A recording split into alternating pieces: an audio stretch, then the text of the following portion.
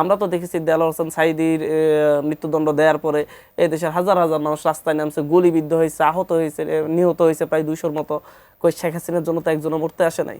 যারা একটু আওয়ামী লীগের দিকে সহানুভূতি আছে, যে তারা অনেকেই বলার চেষ্টা করছেন যে আসলে এই যদি রাজনৈতিক পট পরিবর্তন হয় তাহলে আসলে এই রায় খুব একটা ম্যাটার করবে না, এই রায় তখন রাজনৈতিক পট পরিবর্তনের কারণেই রায়টা বদলে যাবে কিংবা পরিস্থিতি অন্যরকম হয়ে যাবে।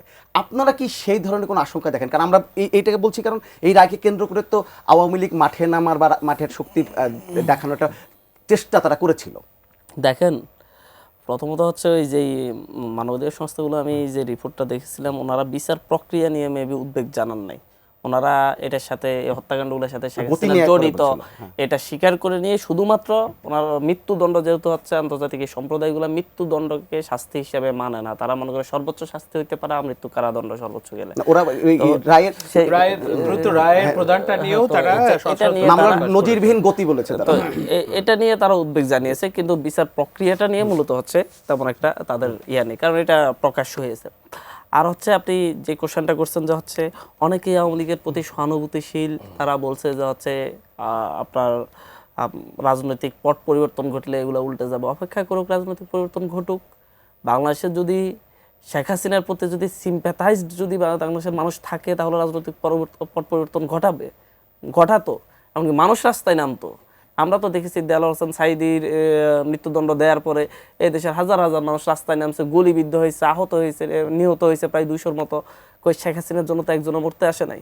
সুতরাং হচ্ছে এই দেশের মানুষের হাসিনার সেই বস্তা পচা রাজনীতির প্রতি এই দেশের মানুষের আর আকর্ষণ নেই। সেটা 5 তারিখের পর থেকে হোক, আগ থেকে হোক, এই দেশের মানুষের সেই বস্তা পচা রাজনীতির প্রতি আকর্ষণ নেই। সুতরাং সেই পট পরিবর্তন কখনো শেখ হাসিনার পক্ষে যাবে না।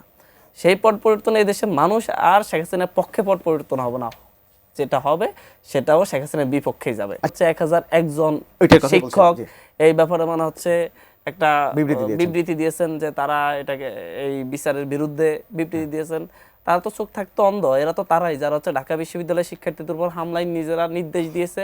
রংপুর বিশ্ববিদ্যালয় সহ অনেকগুলো বিশ্ববিদ্যালয়ের নিজেরা সরাসরি ছাত্রলীগের সাথে লাঠি সোটা হাতে, অস্ত্র হাতে শিক্ষার্থীদের উপর হামলা করেছে। এরা তারা, তাদের বংশধররা, এরা প্রত্যেকে অধিকাংশের আপনার চাকরিতে জয়েনের আপনার হচ্ছে তারিখগুলো এবং হচ্ছে পরীক্ষাগুলো যদি চেক দিতে যান, দেখবেন যে হচ্ছে এরা কেউ 4th ক্লাস পাইয়াও হচ্ছে বিশ্ববিদ্যালয়ে শিক্ষক হয়েছে, 3rd ক্লাস 4th ক্লাস পেয়েও।